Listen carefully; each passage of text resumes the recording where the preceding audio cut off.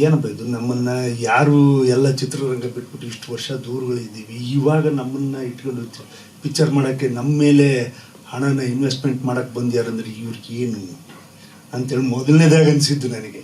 ಯಾಕಂದರೆ ಒಂದು ಅವ್ರ ಕ್ಯಾರೆಕ್ಟರ್ ಇಟ್ಕೊಂಡಿರ್ಬೋದು, ಆದರೆ ಬಂಡವಾಳ ಹಾಕೋರು ಅನ್ನಪೂರ್ಣೇಶ್ವರಿ ಅವರು ಇಬ್ಬರಿದ್ದಾರೆ. ಅವರಿಬ್ಬರಿಗೂ ಮನೆ ಗಟ್ಟಿತನ ಬೇಕಲ್ವಾ, ಹಾಗಾಗಿ ಅವ್ರಿಗೆ ಹೇಗಪ್ಪ ಇದು ಅಂತೇಳಿ ಹಂಗೂ ಒಂದೆರಡು ದಿನ ಬಿಟ್ಬಿಟ್ಟು ನೋಡೋಣ ಅಂದೆ. ಯಾಕಂದರೆ ಕ್ಯಾರೆಕ್ಟ್ರೇನೋ ಮಾಡಿಬಿಡ್ತೀವಿ, ಅವರು ಬಂಡವಾಳ ಹಾಕಿದವ್ರಿಗೆ ನಿರ್ಮಾಪಕರಿಗೆ ಅದು ದಕ್ಕಲಿಲ್ಲ ಅಂದರೆ ಈ ಚಿತ್ರರಂಗ ಮಾಡೋದು ಚಟಕ್ಕಲ್ಲ, ಮೆಸೇಜ್ ಕೊಡೋದು ಇದೆಲ್ಲದು ಒಂದು ಕಡೆ ಇದ್ದರೂ ಕೂಡ ಅನ್ನ ಕೊಟ್ಬಿಟ್ಟು ಇಷ್ಟು ಜನನ್ನ ಸಾಕಿರ್ತಾರೆ, ಇಷ್ಟು ಜನನ್ನ ಎತ್ತಿರ್ತಾರೆ ಅಂದರೆ ಚಿತ್ರರಂಗನೂ ಕೂಡ ಅದೇ ರೀತಿಯಲ್ಲಿ ಅವರಿಗೆ ಕೊಟ್ಟರೆ ಮುಂದಿನ ಚಿತ್ರವನ್ನು ಮಾಡೋದಕ್ಕೆ ಸಾಧ್ಯವಾಗುತ್ತೆ ಅಂತೇಳಿ ನನ್ನ ಅನಿಸಿಕೆ. ಇದನ್ನು ಅದು ಸಂತೋಷ ಆಯಿತು ನನಗೂ ಕೂಡ ಈ ಥರದ್ದೊಂದು ಅವಕಾಶ ಮಾಡಿಕೊಟ್ರಲ್ಲ ಅಂತ ನನ್ನ ಕೃತಜ್ಞತೆಗಳು ಮತ್ತು ಅಭಿನಂದನೆಗಳು ನಮ್ಮ ನಿರ್ಮಾಪಕರಿಗೆ ಮತ್ತು ನಿರ್ದೇಶಕರಿಗೆ. ಆದರೂ ಕೂಡ ಒಂದು ಪಾತ್ರವನ್ನು ಅದರಲ್ಲಿ ತಲ್ಲೀನ ಆಗಬೇಕು ಅಂತ ಹೇಳಿಬಿಟ್ಟು ನನ್ನ ಪ್ರಯತ್ನ ಏನಿತ್ತು, ಸಾಕಷ್ಟು ಪ್ರಯತ್ನಗಳನ್ನು ನಾನು ಮಾಡಿದ್ದೀನಿ ಅಂತೇಳಿ ಅಂದ್ಕೊಂಡಿದ್ದೀನಿ. ಯಾಕಂದರೆ ಒಂದು ಪಾತ್ರಕ್ಕೆ ಅದಕ್ಕೆ ಒಂದು ತೂಗಬೇಕು.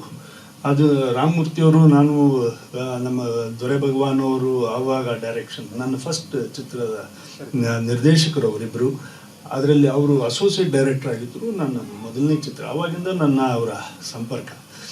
ಆದರೂ ಕೂಡ ಒಂದು ಚಿತ್ರ ಮಾಡಬೇಕಾದ್ರೆ ಒಂದು ಕ್ಲೋಸಪ್ ಇಟ್ಟರು ಕೂಡ ಇವಾಗ ಹೆದರಿಕೆ ಆಗುತ್ತೆ.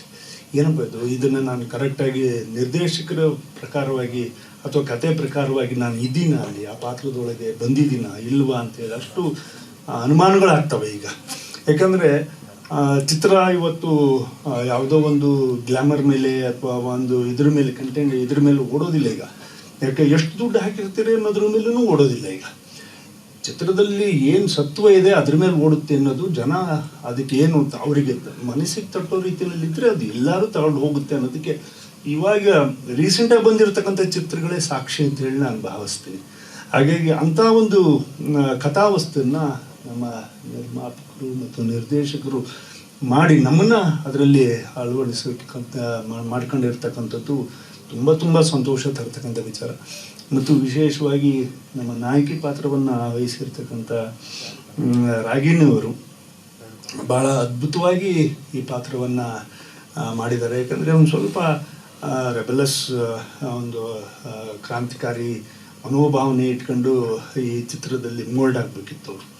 ಅದನ್ನು ಭಾಳ ಚೆನ್ನಾಗಿ ಮಾಡಿದ್ದಾರೆ. ಮತ್ತು ಅಫ್ಕೋರ್ಸ್ ಡೈರೆಕ್ಟ್ರ್ ಇದ್ದಿದ್ದರಿಂದ ಅದು, ಮತ್ತು ಎಲ್ಲದಕ್ಕಿಂತ ಹೆಚ್ಚಾಗಿ ನಮ್ಮ ದೊಡ್ಡ ಅರಸಿನಕೆರೆಯ ಜನ ನಮಗೆ ಸಹಕಾರ ಕೊಟ್ಟಿದ್ದು. ಭಾಳ ಅದ್ಭುತವಾಗಿರ್ತಕ್ಕಂಥ ಊರು. ಎಲ್ಲದೂ ನಮ್ಮ ಪವನ್ ಅವ್ರು ಹೇಳಿದಾಗೆ, ಯಾಕೆ ನೀವು ಅದನ್ನು ಸೆಲೆಕ್ಟ್ ಮಾಡಿದ್ದೀವಿ ಅಂದರೆ ಆ ಜನನೇ ಹಂಗಿದ್ದಾರೆ ಅಲ್ಲಿ.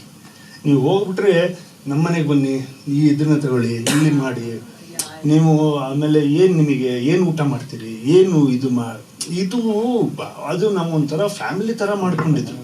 ಅಲ್ಲಿ ಅಂಗಡಿನಲ್ಲಿ ಟೀ ಕುಡಿ, ಇಲ್ಲಿ ದೋಸೆ ಚೆನ್ನಾಗಿದೆ, ನಾವು ದೋಸೆ ಹಾಕ್ಬಿಡ್ತೀವಿ.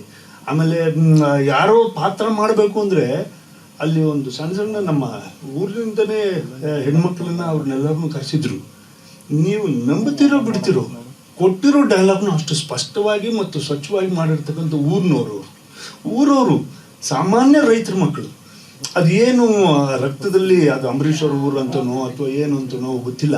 ಅವ್ರು ಅಂಬರೀಷ್ ಅವ್ರ ಚಿಕ್ಕಪ್ಪನ ಮಕ್ಕಳು ಕೂಡ ನಮಗೆ ಅಲ್ಲಿದ್ದರು ಪಾಪ. ಅಮ್ಮರಣ್ಣವರು ಅವರು ಅಷ್ಟೇ ಭಾಳ ಸಹಕಾರ ಕೊಡು. ಜಾತ್ರೆಯಿಂದ ಬೇರೆ ಊರಿಂದ ತೇರು ತಂದು ನಮ್ಮ ಮೂರ್ತಿಯವರು ಎಲ್ಲರೂ ಅವ್ರದ್ದು ಅಲ್ಲಿ ಹತ್ತಿರ ಊರು ಅವ್ರದ್ದು, ಅವರೆಲ್ಲ ಹೋಗಿ ಭಾಳಷ್ಟು ಸಹಕಾರ ಕೊಟ್ಟಿರ್ತಕ್ಕಂಥ ಇದು. ನಾವು ಅದನ್ನು ನೋಡಿದ ಮೇಲೆ ಮಣ್ಣಿನ ಮಗ ಫಿಲ್ಮ್ ನೋಡ್ತಾ ಇದ್ದೆ. ಇಲ್ಲೇ ವಿಜಯಪುರದಲ್ಲಿ ಆಗಿನ ಕಾಲದಲ್ಲಿ ಮಾಡಿದರು ಅಂತ ಹೇಳ್ಬಿಟ್ಟು ಜಸ್ಟ್ ಒಂದು ಯಾವುದೋ ಇಂಟರ್ವ್ಯೂ ನೋಡ್ತಾ ಇದ್ದೆ.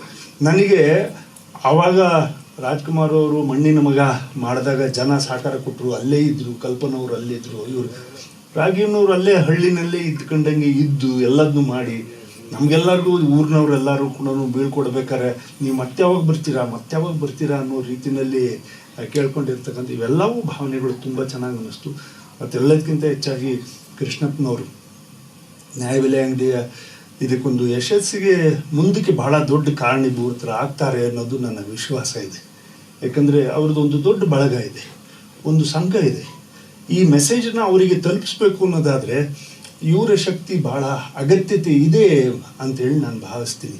ಸೊ ನಿರ್ಮಾಪಕರು ಮತ್ತು ಕೃಷ್ಣಪ್ಪನವರು ಇದನ್ನ ಒಂದು ಒಳ್ಳೆ ಮೆಸೇಜ್ ಇರೋದ್ರಿಂದ ನ್ಯಾಯಬೆಲೆ ಅಂಗಡಿದು ಏನು ಒಂದು ಫುಡ್ ಸೆಕ್ಯೂರಿಟಿ ಆ್ಯಕ್ಟ್ ಮೇಲೆ, ಆಹಾರ ಭದ್ರತೆ ಮೇಲೆ ಮಾಡಿರ್ತಕ್ಕಂಥ ಚಿತ್ರ ಇದು. ಅದರಲ್ಲಿ ಆಗು ಹೋಗುಗಳನ್ನು ಹೇಗೆ ತೂಗಿದ್ದಾರೆ, ಹೇಗೆ ಅದನ್ನು ಮುಂದೆ ತಗೊಂಡು ಹೋಗ್ತಾರೆ ಅನ್ನೋದ್ರ ಮೇಲೆ ಭಾಳ ಅದ್ಭುತವಾಗಿ ಮಾಡಿದ್ದಾರೆ. ಮತ್ತು ಅಫ್ಕೋರ್ಸ್ ನಮ್ಮ ಸಂಗೀತ ಅಂತೂ ಭಾಳ ನಾನು ಹೇಳಿದೆ, ಭಾಳ ಅಂದರೆ ಭಾಳ ಚೆನ್ನಾಗಿ ನನಗೆ ತಟ್ಟೋ ರೀತಿಯಲ್ಲಿದೆ, ಮನ ಮುಟ್ಟೋ ರೀತಿಯಲ್ಲಿದೆ.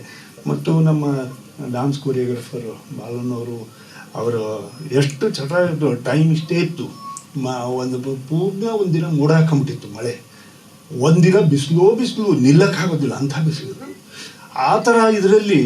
ಬಟ್ಟು ಅಷ್ಟರಲ್ಲೇ ಎಲ್ಲದನ್ನೂ ಮುಗಿಸ್ಬೇಕು ಅಂದರೆ ಅಲ್ಲಿ ಕಾಂಬಿನೇಷನ್ನು ನಮ್ಮ ಕೊರಿಯೋಗ್ರಾಫರು, ಡೈರೆಕ್ಟ್ರು ಮತ್ತು ಡ್ಯಾನ್ಸ್ ಕೊರಿಯೋಗ್ರಾಫರು, ಪ್ರೊಡ್ಯೂಸರ್ಸ್ ಕೊಟ್ಟಿರ್ತಕ್ಕಂಥ ಸವಲತ್ತುಗಳು ಇನ್ನೆಲ್ಲವನ್ನು ಇಟ್ಕೊಂಡು ಭಾಳ ಅದ್ಭುತವಾಗಿ ಸಿನಿಮಾ ಮಾಡಿದ್ದಾರೆ ಅಂಥೇಳಿ.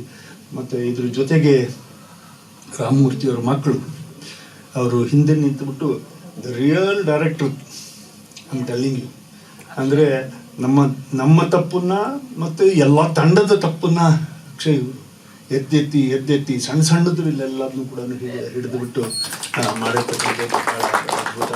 ಮತ್ತು ಇನ್ನು ಸುನೀಲು, ವೆಂಕಟೇಶ್ ಅವರು, ನಮ್ಮ ಸ್ಟಿಲ್ ಫೋಟೋಗ್ರಾಫರ್ ಅವರು ಎಲ್ಲರೂ ಭಾಳಷ್ಟು ಜನ ಇದ್ದಾರೆ. ಮತ್ತು ಇನ್ನೊಮ್ಮೆ ಯೂನಿಟ್ನವರು ಪ್ರೊಡಕ್ಷನ್ನಿಂದ ಊಟ ಎಲ್ಲದು ಅಲ್ಲೇ, ಅಡುಗೆ ಎಲ್ಲ ಅಲ್ಲೇ ಊರಿನಲ್ಲೇ ಮಾಡಿಸಿದ್ರು. ಹಾಗೆ ಎಲ್ಲದು ಮನೆ ಹಬ್ಬದೂಟ ದಿನ ಹಬ್ಬದೂಟದನ್ನೇ ಥರನೇ ಮಾಡಿದ್ದೀವಿ. ಬೇಕಾಗಿದ್ದನ್ನು ಕೇಳ್ಕೊಂಡು ಅವರು ನಿಮಗೇನು ಬೇಕು ಅನ್ನೋ ರೀತಿಯಲ್ಲಿ ನಮಗೆಲ್ಲದನ್ನು ಕೊಟ್ಟಿರ್ತಕ್ಕಂಥದ್ದು ಭಾಳ ಅದ್ಭುತ ಈ ಚಿತ್ರ. ಹಾಂ,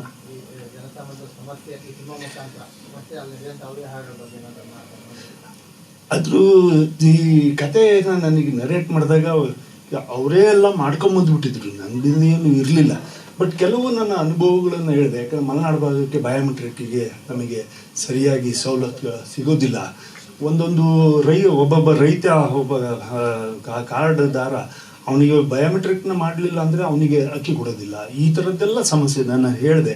ಮತ್ತು ಹಾಗೆ ಕೆಲವರೆಲ್ಲರೂ ದೊಡ್ಡ ಜನ, ನೀವು ಹೇಳಿದ್ರಿ ಕಾರಲ್ಲಿ ಬಂದು ತುಂಬಿಕೊಂಡು ಹೋಗ್ಬಿಡ್ತಾರೆ ಅಂಥೇಳಿ. ಇದನ್ನೆಲ್ಲನೂ ಕೂಡ ಒಂದು ಸ್ವಲ್ಪ ಸಂಘದಿಂದ ಗಮನ ಈಗಾಗಲೇ ಹರಿಸಿದ್ದಾರೆ ಅಂತ ಕಾಣ್ತದೆ. ಸರ್ಕಾರನೂ ಕೂಡ ನಮ್ಮ ಈ ಚಿತ್ರದ ಇದು ಮುಹೂರ್ತದ ದಿನ, ಮುಹೂರ್ತ ಮಾಡೋ ದಿನ ನಮ್ಮ ಮುನಿಯಪ್ಪನವರು ಒಂದು ಫುಡ್ ಮಿನಿಸ್ಟ್ರಿ ಬಂದಿದ್ದರು. ಅವತ್ತು ಅವರು ಮತ್ತು ದೊಡ್ಡಣ್ಣವರು ಅವತ್ತು ಭಾಳ ಅದ್ಭುತವಾಗಿ ಕೆಲವು ವಿಚಾರಗಳನ್ನೆಲ್ಲ ಹೇಳಿದರು ಅವತ್ತು. ಹಾಗಾಗಿ ಇದ್ರ ಮೇಲೆ ಅನ್ನದ ಮೇಲೂ ಕೂಡ, ಕಾಳಿನ ಮೇಲೂ ಕೂಡ ದೇವರು ಹೆಸರು ಬರೆದಿಟ್ಟಿರ್ತಾನೆ ಅನ್ನೋದು ಮಾತನ್ನು ಹೇಗಿದೆಯೋ ಹಾಗೆ ಇದರಲ್ಲೂ ಕೂಡ ಚಿತ್ರನ ಅದೇ ರೀತಿಯಲ್ಲಿ ಪ್ರತಿ ಪಾತ್ರವನ್ನು ಕೂಡ ಭಾಳ ಅದ್ಭುತವಾಗಿ ರಾಮಮೂರ್ತಿಯವರು ಮತ್ತು ಪವನ್ ಅವರು ಅದನ್ನು ತಲುಪಿಸಿದ್ದಾರೆ, ಜಸ್ಟಿಫಿಕೇಶನ್ ಮಾಡಿದ್ದಾರೆ, ನ್ಯಾಯ ಒದಗಿಸ್ಕೊಟ್ಟಂಥ ಪ್ರಯತ್ನವನ್ನು ಕಲಾವಿದರುಗಳಾಗಿ ನಾವು ಕೂಡ ಮಾಡಿದ್ದೀವಿ ಅಂತೇಳಿ ನನಗೆ ಅನಿಸುತ್ತೆ. ಚಿತ್ರ ಇದೊಂದು ಸ್ವಲ್ಪ ಇದೆ, ನಮ್ಮದೆಲ್ಲ ಕೆಲಸಗಳು ಇದಾಗಿದೆ. ಒಂದು ಸ್ವಲ್ಪ ನನಗೆ ಅನ್ನಿಸ್ತು, ನಾನು ಡಬ್ಬಿಂಗ್ ಮಾಡಬೇಕಾದ್ರೆ ಇಲ್ಲ ಇನ್ನೊಂದು ಸ್ವಲ್ಪ ನಾವು ವೆಯ್ಟನ್ನು ಸ್ವಲ್ಪ ಕೆಳಗಡೆ ಮಾಡ್ಕೊಂಡಿದ್ರೆ ಇನ್ನೊಂದು ಸ್ವಲ್ಪ ಚೆನ್ನಾಗಿತ್ತಲ್ಲ ಈ ಪಾತ್ರಕ್ಕೆ ಅಂಥೇಳಿ ಅನ್ನಿಸ್ತು ನನಗೆ. ಇಲ್ಲ ಈ ಮಧ್ಯ ಒಂದು ಸ್ವಲ್ಪ ವೆಯ್ಟ್ ಜಾಸ್ತಿ ಹೋಗಿದೆ ಅನ್ನಿಸ್ತು. ಅದಕ್ಕೆ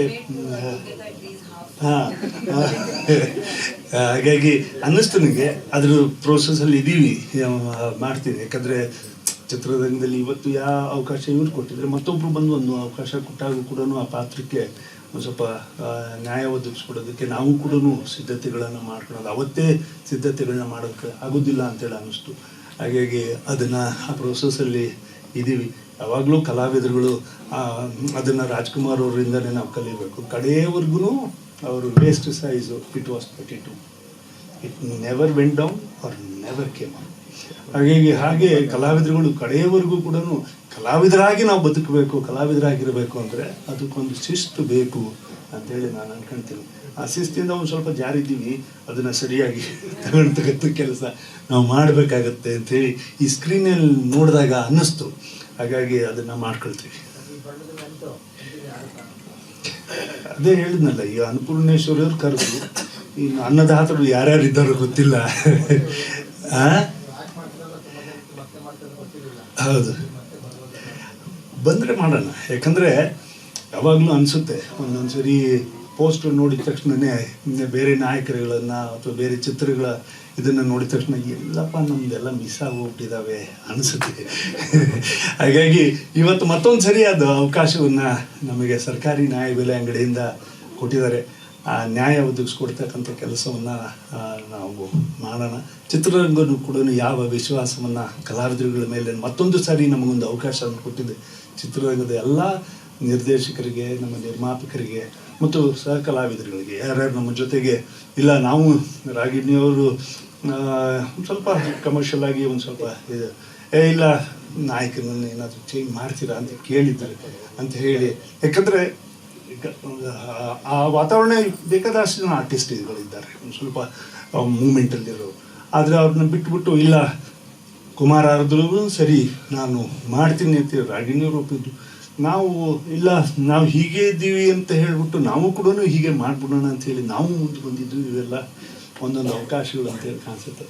ದೇವರಿದ್ದಾನೆ ಈ ಚಿತ್ರವನ್ನು ನಿರ್ಮಾಪಕರಿಗೆ ಇವರಿಗೆ ಒಂದು ಒಳ್ಳೆಯ ಒಂದು ಯಶಸ್ಸನ್ನು ತಂದು ಕೊಡ್ತಾನೆ ಅಂತಕ್ಕಂಥ ವಿಶ್ವಾಸ ಇದೆ. ಭಾಳಷ್ಟು ಜನ ಕಷ್ಟಪಟ್ಟಿದ್ದಾರೆ ಇದರಲ್ಲಿ. ಹಾಗಾಗಿ ವಿಶೇಷವಾಗಿ ನಮ್ಮ ತಂಡ ಇದಕ್ಕೆ ಒಂದು ಪ್ರಾಮಾಣಿಕವಾಗಿರ್ತಕ್ಕಂಥ ಪ್ರಯತ್ನವನ್ನು ಹಾಕಿದೆ. ಜನ ಇದನ್ನು ಆಶೀರ್ವಾದ ಮಾಡ್ತಾರೆ. ಕನ್ನಡ ಕಲಾಭಿಮಾನಿಗಳು, ನಮ್ಮ ರಾಜ್ಕುಮಾರ್ ಅವರು ಹೇಳಿದಾಗೆ ಅಭಿಮಾನಿ ದೇವರುಗಳು ಈ ಚಿತ್ರವನ್ನು ಕೈ ಹಿಡಿದು ನಡೆಸ್ತಾರೆ ಅಂತಕ್ಕಂಥ ವಿಶ್ವಾಸ ನನಗಿದೆ. ಎಲ್ಲರಿಗೂ ನಮಸ್ಕಾರ.